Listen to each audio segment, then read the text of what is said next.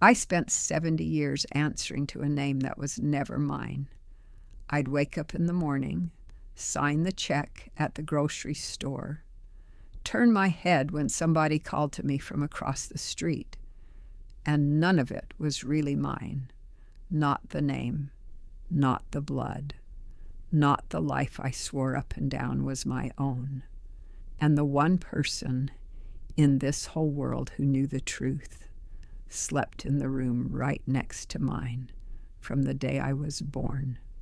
She knew. She looked me in the eye every single morning.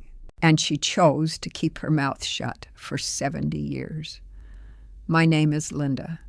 And before I tell you what happened on a stormy night in February of 1955 in a little roadside hospital in Tennessee, I need one thing from you, just one. Tell me down there in the comments what city and what state you're listening from right now. I love knowing who's on the other side of this story. Do that for me. It takes 10 seconds. And subscribe to this channel before you go any further. I'll be honest with you, YouTube has been burying stories like mine. If you don't click that button right now, there's a real good chance I'll never show up on your screen again. It's one click, 3 seconds. Do it. Tap that little bell and come right back. Because I waited 70 years to tell you this, and I can't wait any longer. All right, come on over here and let me tell you everything. I grew up in a little white wood frame house at the end of a dirt road, the kind that turns to dust in the summer and a mud pit in the winter. My mother's name was Lorraine. My father, Walter, worked at the sawmill, and he died young, in an accident nobody in our house ever liked to talk about. So from the time I was real small, it was just the two of us, me and Lorraine. My mother wasn't a woman for a lot of hugging. She was the old-fashioned kind, you know the type. She showed her love with a hot meal on the table, clothes washed and pressed, the right medicine at the right hour when a fever crept up in the middle of the night. She always wore the same mustard-colored housecoat, so faded by then it looked closer to beige, and a kerchief tied over her hair. She had thick, rough hands from a lifetime of work, and she had a way of looking at me that I could never figure out when I was a girl. A long look, a little sad, like she was asking me to forgive her for something she never said out loud. I grew up. I married Raymond, a good man, worked for the post office. I had 3 children, then 5 grandchildren. I lived an ordinary life, a good one, but ordinary. Church on Sunday, apple pie at Thanksgiving, the same chair at the same kitchen table for decades. I never once thought I had anything extraordinary to tell anybody. Until the spring my mother started slipping away. It was fast, the way it sometimes is. My mother, who was always strong as an oak, all of a sudden stopped eating. She wasted away in the blink of an eye. Her skin turned yellow. The doctors said that word nobody ever wants to hear, and they told me to take her home. Make her comfortable, they said. Enjoy what time's left. I dropped everything. I moved back into my childhood bedroom right next to hers to take care of my mother through those last months. I bathed her, changed the sheets, read the Psalms out loud when she couldn't fall asleep anymore. And it was on those nights, when the house goes so quiet you can hear the kitchen clock ticking, that Lorraine started getting restless. She'd say things that made no sense, call out names I'd never heard in my life. One night she grabbed my arm with a strength that didn't match that frail little body anymore, and she said, "I have to tell you something before I go. If I don't tell you, I'll carry it to hell with me." I figured it was the sickness talking. I smoothed her forehead, told her to rest. But she shook her head, and her eyes filled up with tears. No, child, listen to me. I did a terrible thing, and I did it out of love, but that doesn't make it any smaller, what I did to you. It was that night, with her voice gone thin and her fingers trembling in my hand, that my mother told me. In February of 1955, she gave birth to me at the county hospital. It was a storm of a night, the kind that knocks down power lines and leaves the whole town in the dark. The hospital was small, barely 2 nurses for the entire night shift. And that same night, 2 baby girls were born. 2, just a few hours apart. The nurses were worn out. The lights kept flickering. And during the bathing, in all the rush in the dark, somebody switched the little bracelets or forgot to put them on. My mother never knew exactly how it happened. All she knew is that in the morning they put a baby in her arms. She carried me home, named me Linda, and loved me with every piece of her heart she had. And here's where the story stops being an accident and turns into something else. Because 3 weeks later, Lorraine went back to the hospital for a routine checkup. And there in the waiting room was another mother with another baby in her arms. A woman named Frances from the Hale family. Poor folks from the other side of the county. My mother looked at that child, and she told me the floor dropped right out from under her. That baby had my father's birthmark, the Walter side. It had the shape of ear that ran in his family for generations. Lorraine knew the second she laid eyes on it that the baby in that other woman's arms was hers by blood, and that the girl she had at home, me, belonged to Frances. Now you stop and think. Any mother would run to fix the mix-up, right? Each one with her own child. But real life is messier than that.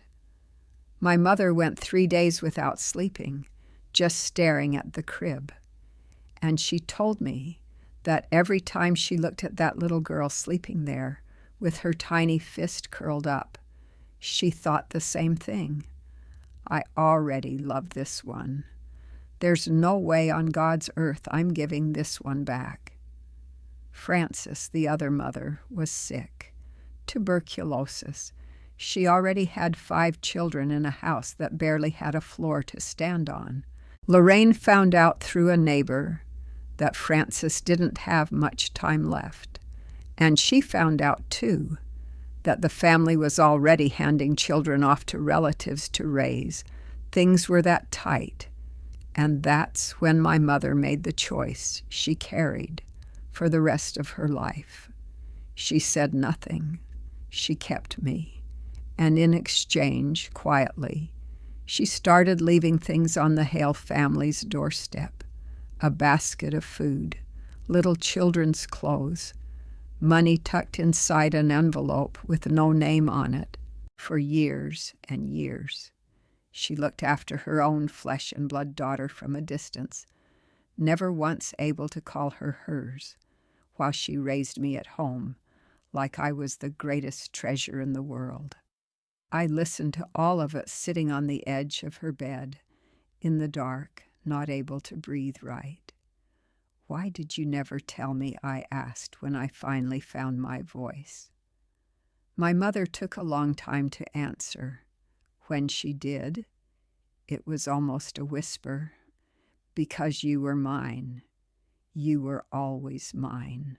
And I was scared to death that if you knew, you'd go looking for whoever brought you into this world and stop being mine. It was selfish, I know it. A selfish mother. But I couldn't bear to lose you twice.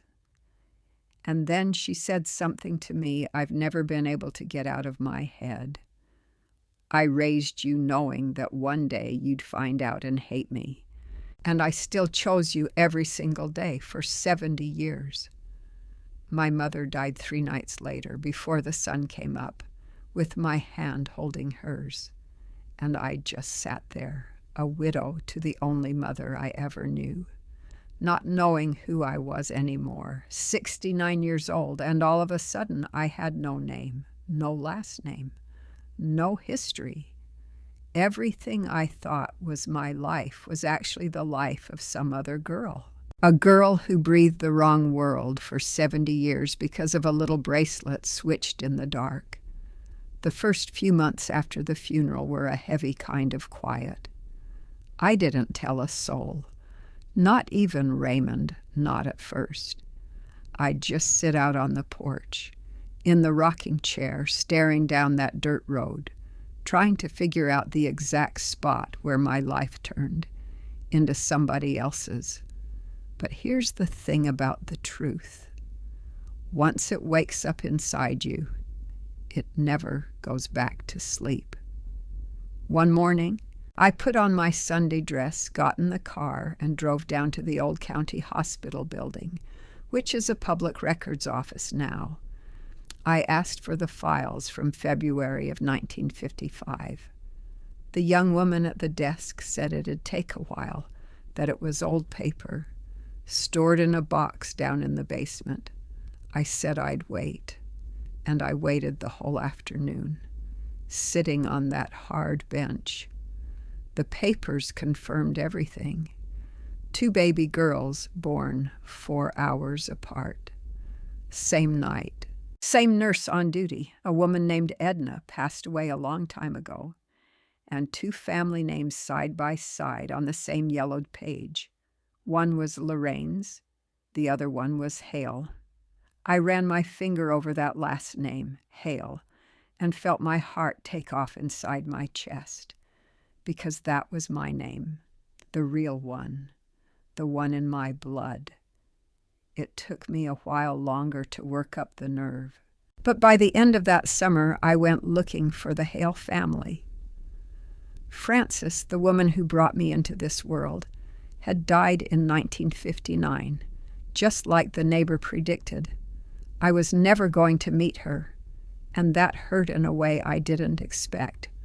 Crying over a stranger, missing a woman I never once laid eyes on. But Frances had left children behind, and one of them, I found out, was a woman named Margaret. Everybody called her Peggy. Peggy was exactly my age, born the same night in the same hospital in the same storm, and she'd been raised by the Hale family as Frances's own legitimate daughter. You already see it, don't you? Peggy was Lorraine's flesh and blood daughter, the girl who should have grown up in that little white house at the end of the dirt road, the girl who should have been raised by my mother, married, had the life I had. The 2 of us had traded whole lives, without ever for one single second suspecting a thing. I knocked on Peggy's door on an October afternoon, the leaves already coming down and a cold cutting through the air. I rehearsed what I was going to say the whole drive over. And when the door opened, I forgot every word. The woman standing there had my mother's chin, the same way of narrowing her eyes when she was suspicious of something, the same thick, rough hands as Lorraine. I looked at that stranger and saw my dead mother in her face. I had to hold on to the doorframe to keep from going down right there. We talked for hours in that kitchen. Peggy had had a hard life, too, the way life was hard for the Hale family, working from a young age, not much schooling, a whole lot of going without. And as I told her about the switched bracelet, about Lorraine, about the baskets left on the doorstep with no name for all those years, Peggy started to cry. So it was her, Peggy said. My whole life, food showed up on our doorstep, and we never knew who it was from. We called her the angel. That's what kept me alive when I was a girl. It was your mother, looking after me from a distance, never once able to say I was hers. The two of us just stood there in that kitchen, holding hands, two old women near 70, crying over one woman who loved us both the only way that broken heart of hers knew how. I thought a lot in the months that followed about everything I'd lost. The name, the blood, the chance to know Frances, the life that could have been mine. But there was a night, lying in bed, listening to Raymond snore beside me, when I understood something that changed the way I carried all of it. A mother isn't the one who brings you into the world. A mother is the one who stays. A mother is the one who chooses every single day for 70 years, even carrying a guilt that would have crushed anybody. Lorraine was wrong. Dead wrong. She hid a truth that wasn't hers to hide. But I can't hate that woman, because everything I know about love, about loyalty, about staying when it'd be easier to walk away, I learned watching my mother leave an envelope on a sick stranger's doorstep, in the dark, with nobody to see it and nothing expected back. I gained a sister, Peggy, and the two of us started seeing each other every week, making up for a little piece of the time that storm in 1955 stole from us both. And on my mother's headstone, I had 3 words carved. I didn't put mother. I didn't put the dates. I put just 3 words. She chose to love. It's been 3 years now since I buried Lorraine. And to this day, when somebody asks me my mother's name, I don't hesitate for a second. I say, Lorraine. Lorraine was my mother. End of story. Because that little baby switched in the nursery in the middle of the storm on that February night in 1955. That girl who spent her whole life with a name that wasn't hers by blood, but was hers for real. That girl is me. And if you made it this far with me, you listen to what I'm about to tell you. Go hug whoever raised you. Blood doesn't matter. What it says on the paper doesn't matter. Hug them while there's still time, because time is the one thing nobody ever gives back. Tell me down in the comments, would you have wanted to know the truth, or would you rather it stayed buried?